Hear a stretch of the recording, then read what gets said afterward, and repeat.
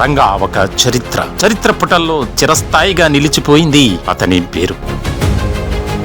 రంగా ఒక ధైర్యం, అతని ధైర్యం గగనాన్ని చీల్చే గర్జన. రంగా నిరుపేదల ఆశాజీవి, ప్రతి కన్నీటిని విజయ జలపాతంగా మార్చిన మార్గదర్శి.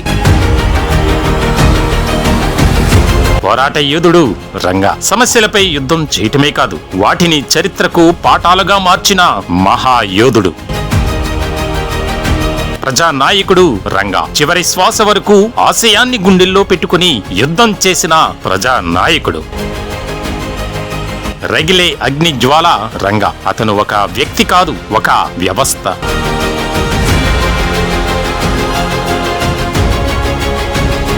వంగవీటి మోహన రంగా వర్ధంతి సందర్భంగా ఘన నివాళులు అర్పిస్తుంది నంబర్ 1 న్యూస్. వంగవీటి మోహన రంగా ఇది పేరు కాదు, ఒక చరిత్ర. ప్రజల మధ్య పుట్టిన ప్రజా నాయకుడు వంగవీటి మోహన రంగా. బెజవాడ రాజకీయాల్లో రంగాది చెరిగిపోని ముద్ర. రంగా మరణించి సంవత్సరాలు గడుస్తున్నా నేటికి కనుమరుగవ్వని అభిమానులు. లక్షలాది గుండెల్లో నిలిచిపోయిన చరిత్ర మరవలేనిది, మరుపురానిది. వంగవీటి మోహన రంగా 36వ వర్ధంతి సందర్భంగా number 1 news special story. Vangaveeti Mohan Ranga Telugu రాష్ట్రాల్లో ఈ పేరు తెలియని వారుండరు. రంగా 1947వ సంవత్సరం జూలై 4వ తేదీన ఆంధ్రప్రదేశ్లోని కృష్ణా జిల్లా ఉయ్యూరు సమీపంలో ఉన్న కాటూరులో వంగవీటి సీతారామయ్య, సావిత్రమ్మ దంపతులకు జన్మించారు. రంగాకు చెన్నుపాటి రత్నకుమారితో వివాహం జరిగింది. వారి కుమారుడే వంగవీటి రాధ. రంగా భార్య రత్నకుమారి 1989లో ఎమ్మెల్యేగా ఎన్నికయ్యారు. 1974లో తన అన్న రాధా హత్య తర్వాత ప్రత్యక్ష రాజకీయాల్లోకి వచ్చారు రంగా. 1981లో మున్సిపల్ ఎన్నికల్లో పోటీ చేయడంతో రంగా రాజకీయ జీవితం ప్రారంభమైంది. కేవలం బెజవాడ రాజకీయాల్లోనే కాకుండా రాష్ట్ర రాజకీయాల్లో తనదైన ముద్ర వేసి చరిత్రలో నిలిచిపోయారు. రంగా 1985లో విజయవాడ తూర్పు అసెంబ్లీ స్థానానికి కాంగ్రెస్ పార్టీ తరఫున పోటీ చేసి విజయం సాధించారు. రంగా రాజకీయాల్లోకి వచ్చిన తర్వాత పేదలకు అండగా నిలుస్తూ అప్పట్లో ఒక చరిత్ర సృష్టించి అతి తక్కువ కాలంలోనే ఎవరు ఊహించిన విధంగా తిరుగులేని నాయకుడిగా ఎదిగిపోయారు. రంగా ఆవేశపూరిత ప్రసంగాలు చేస్తూ దూకుడుగా వ్యవహరిస్తూ తనదైన శైలిలో వెనుకబడిన వర్గాల వారిని ఆకట్టుకునేవారు. పేదలకు అండదండలుగా నిలిచి సమస్యలు పరిష్కరించి వారి జీవితాల్లో వెలుగులు నింపారు. పేద బడుగు బలహీన వర్గాల ఆశా జ్యోతి వంగవీటి మోహన రంగా అని ఐక్య కాపునాడు రాష్ట్ర అధ్యక్షుడు బేతు రామ్మోహన్ రావు పేర్కొన్నారు. ఆయన సామాజిక సేవ చేశారన్నారు. ఆయన చేసిన సేవలు అద్భుతం అన్నారు. ఒకప్పుడు విజయవాడలో వరదలు వస్తే పేదలకు దుస్తులు, బియ్యం, నిత్యావసర వస్తువులు అందజేశారని తెలిపారు. నేటి రాజకీయ నాయకులకు రంగా ఆదర్శప్రాయుడని చెప్పారు. నా పేరు బేతు రామ్మోహన్ రావు, ఐక్య కాపునాడు రాష్ట్ర అధ్యక్షుడు. ఈ రోజున దివంగత నేత, అమరజీవి, పేద బడుగు బలహీన వర్గాల ఆశాజ్యోతి వంగవీటి మోహన రంగా గారు భారతదేశంలోనే పేరు ఆయన మరణంతో సంపాదించుకున్నటువంటి గొప్ప వ్యక్తి. ఆయన సామాజిక స్పృహతోటి సామాజిక సేవ చేసినటువంటి వ్యక్తి వంగవీటి మోహన రంగా. రంగా గారు చనిపోయి నేటికి 36 సంవత్సరాలు అయినప్పటికీ కూడా ఆయనకి నీరాజనాలను పలుకుతున్నారనంటే ఆయన చేసినటువంటి సేవ, మనుషుల్లో ఉన్నటువంటి పేద బడుగు బలహీన వర్గాల్లో ఉన్నటువంటి ఆయనకున్నటువంటి ముఖ్యమైనటువంటి ప్రేమని ఈ రోజుకి కూడాను నిరంతరం కూడాను నీరాజనాలు పలుకుతున్నారు. నిజంగా ఆయన చేసినటువంటి సేవలో అద్భుతం. దానికి ఉదాహరణ విజయవాడ నగరంలో కృష్ణానది పరివాహక ప్రాంతం దగ్గర ఒకప్పుడు వరదలు వచ్చినప్పుడు వెంటనే స్పందించి ఆయన అందరికీ కూడాను, పేదలందరికీ కూడాను బట్టలు కానీ, బియ్యం కానీ, అన్ని నిత్యావసర వస్తువులు కూడా ఆయన అనుచర గణంతో వెళ్ళినటువంటి సంఘటనలు ఎన్నో ఉన్నాయి. మరి అదేవిధంగా విజయవాడలో అగ్నికి ఆ రోజున పాకల పూరి గుడిసెలు ఉండేవి. కృష్ణానది పక్కపట ఆ పూరి గుడిసెలు తగలబడిపోయినప్పుడు వేసవికాలంలో వాళ్ళందరికీ అండగా ఉన్నటువంటి వ్యక్తి వంగవీటి మోహన రంగా. అలాగే విజయవాడ నగరంలో రిక్షా కార్మికులకు కానీ, మోటారు కార్మికులకు కానీ, ఏ వ్యక్తులైనా సరే కార్మికులందరికీ కూడా అండగా ఉన్నటువంటి మహానాయకుడు వంగవీటి మోహన రంగా. రంగా గారి గురించి చెప్పాలంటే పుంకాలుగా చెప్పొచ్చు. కారణం ఏంటంటే విజయవాడలో పేద ప్రజల కోసం ఆయన స్థలాలకు ఆ రోజున ఉన్నటువంటి వాటికి పట్టాల కోసం కూడాను ఆయన నిరాహార దీక్షలు చేయటం కానీ ఎన్నో కార్యక్రమాలు చేయటం.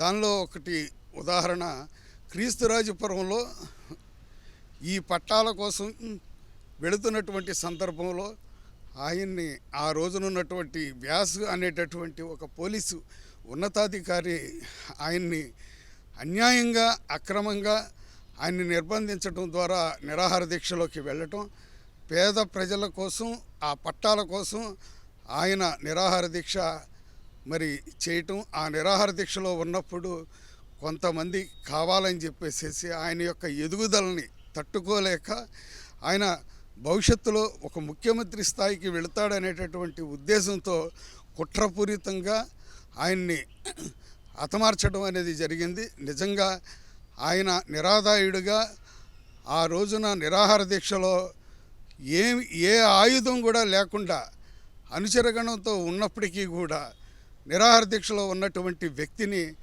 మరి అంతమొందించడం అనేది చాలా అత్యంత దుర్మార్గం. ఆయన మరణంతో ఆంధ్రప్రదేశ్లో సుమారు 30 రోజులు పైగా మరి ఆ రోజున మొత్తం కూడా కర్ఫ్యూ చేయటం, ఎందరో మరణించడం, మరి అదేవిధంగా రాష్ట్రమంతా కూడాను అస్తవ్యస్తంగా మరి ఆ రోజున జరిగిందంటే ఆయన మీద ఉన్నటువంటి ప్రేమతో మరి ఇక్కడ ఉన్నటువంటి ప్రజలందరూ కూడాను మరి చేసినటువంటి తీరు. అలాగే BBC న్యూస్లో ఆయన గురించి 4 నిమిషాలు పైగా చెప్పారని అంటే మరి ఆ రోజున ఒక ఇందిరాగాంధీ, రాజీవ్ గాంధీ లాంటి వ్యక్తులు మరణించినా కూడాను లేనటువంటి యొక్క స్పందన ఒక శాసనసభ్యుడిగా ఉన్నటువంటి వంగవీటి మోహన రంగా గారు మరి ఆయన గురించి చెప్పడం అని అంటే ప్రపంచ స్థాయిలోనే ఆయనకి అంత గొప్ప పేరు రావటం అనేది జరిగింది. నిజంగా ఆయనకి ఒక కులం అనేది కూడాను ఆపాదించకూడదు. ఎందుకనంటే రంగా గారు కాపు కులంలో జన్మించినందుకు మేము అందరం కూడాను సంతోషపడుతున్నప్పటికీ ఆయన బడుగు బలహీన వర్గాలు, BC, SC, ST మైనారిటీ సామాజిక వర్గాల యొక్క అభ్యున్నతి కోసం సామాజిక సేవ సృహతోటి ఆయన చేసినటువంటి తీరు అద్భుతం. ఈ రోజునున్నటువంటి రాజకీయ నాయకులు, అది ఏ పార్టీ అయినా కావచ్చు, వాళ్ళందరికీ కూడాను ఆదర్శపాయుడు వంగవీటి మోహన రంగా.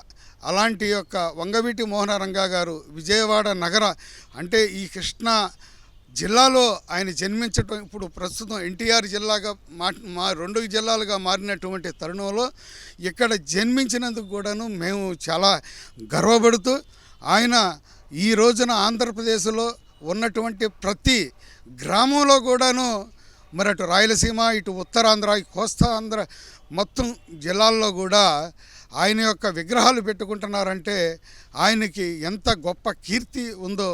మరి అలాగే రంగా గారు ఒక వ్యక్తి కాదు, ఒక శక్తి అని చెప్పేసి మీ ద్వారా తెలియపరుస్తున్నాను. అప్పట్లో పోలీసులు చేస్తున్న అక్రమాలపై రంగా వ్యతిరేకంగా ప్రచారం చేశారు.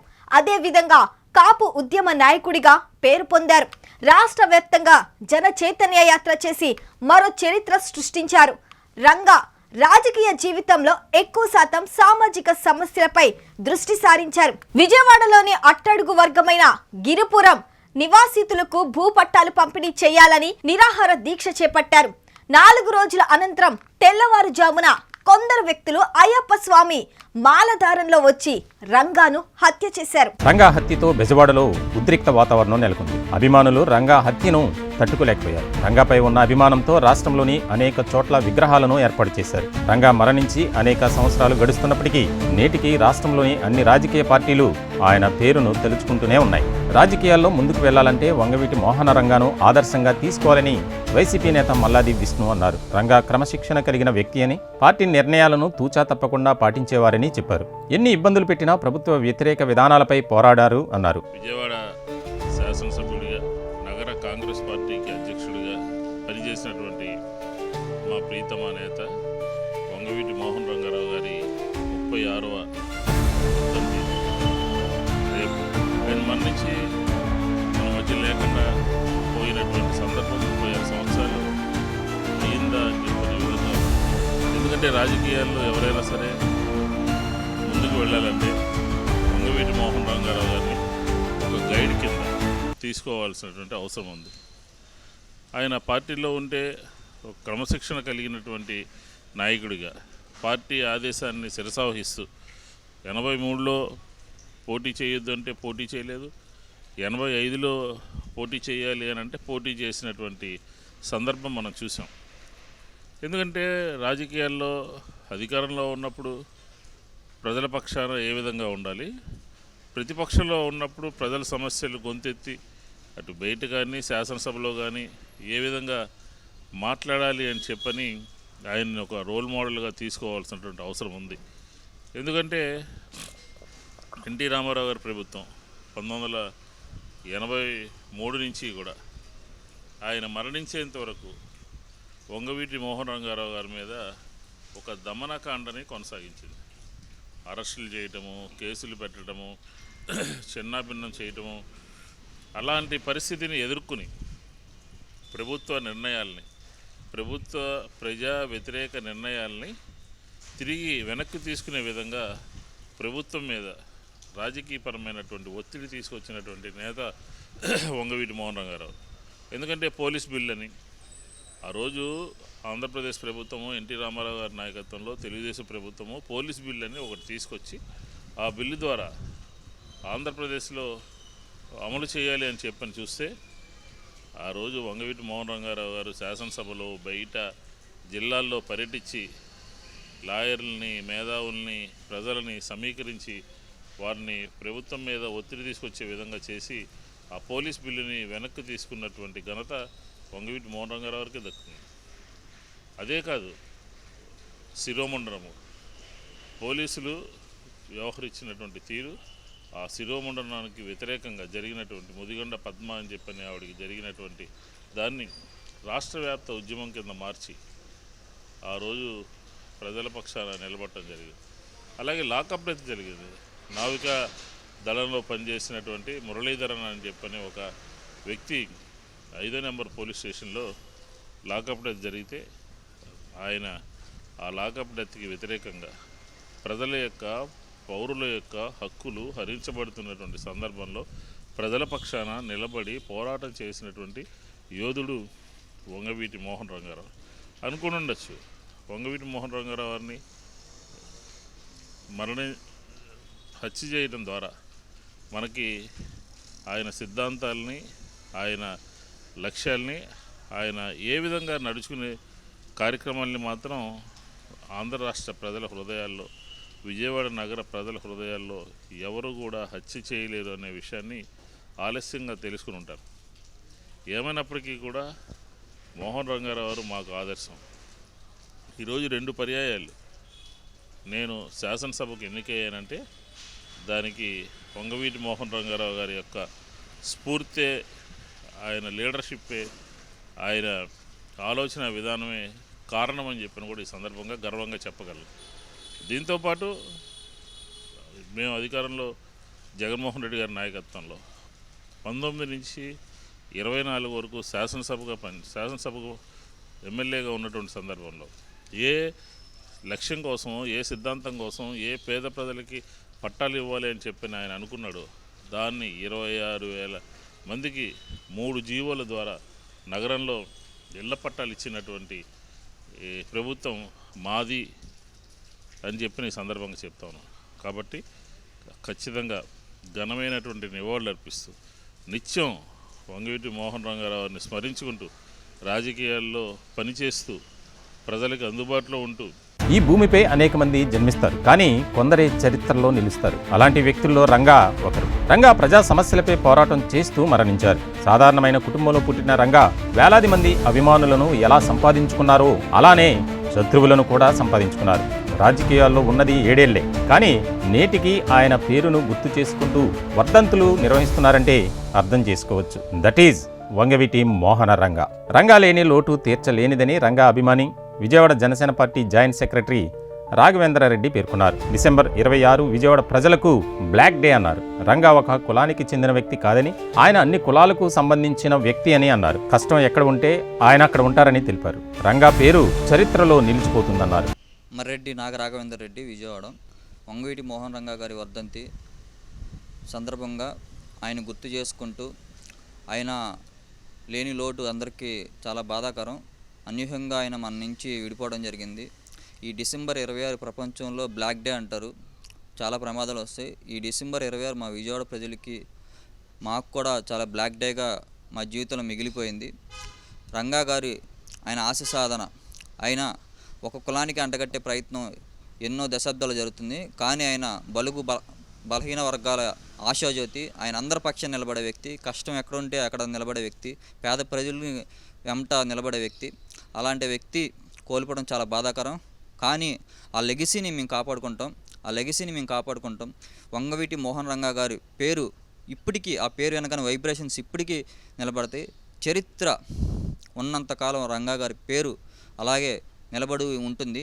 రంగా గారిని మర్చిపోవడం అంటూ ఉండదు. మీరు చాలామంది ఎక్కడ చూసినా ఆయన పేరు పలకగానే ఆ వైబ్రేషన్స్ ఇప్పటికీ ఉన్నాయంటే మీరు అర్థం చేసుకోండి ఎన్ని దశాబ్దాలు గడిచినా ఈ లెగసీ ఎలా కంటిన్యూ అయింది. అలాంటి వ్యక్తిని మేము కోల్పోయాం. కానీ అలాంటి వ్యక్తులు ఇంకా మా తర్వాత ఇప్పుడు పవన్ కళ్యాణ్ గారిలో అలాంటి వ్యక్తిని మేము చూసుకుంటున్నాం. దాని ద్వారా పవన్ కళ్యాణ్ గారికి అన్ని విధాలుగా మేము సపోర్ట్గా అండగా నిలబడతాము. ఎలాంటి పరిస్థితులైనా అలాంటి వ్యక్తుల్ని కాపాడుకోవడంలో మేము, అప్పుడు తప్పు జరిగినా సరే ఇంకా తప్పు జరగదు. అలాంటి వ్యక్తులు వాళ్ళ అడుగుజాడల్లో మేము నడుస్తాం. వాళ్ళ ఆశీర్వాదం తీసుకుంటాం. అందరి పక్షాన నిలబడతాం. మంచి ఎక్కడ ఉంటే వాళ్ళని సపోర్ట్ చేస్తాం. ఎవరైతే కష్టాల్లో ఉంటారో వాళ్ళ దగ్గరికి వెళ్ళి వాళ్ళకి అండగా నిలబడతామే మా రంగా గారి నుంచి మేము స్ఫూర్తిగా తీసుకున్న విషయం. స్వర్గీయ వంగవీటి మోహన రంగా వర్ధంతి సందర్భంగా ఘన నివాళులర్పిస్తుంది సామాన్యుడి చేతిలో సామాజిక అస్త్రం నెంబర్ 1 న్యూస్. ఇది ఇవాల్టి స్పెషల్ స్టోరీ. మరో స్టోరీతో మళ్ళీ కలుద్దాం.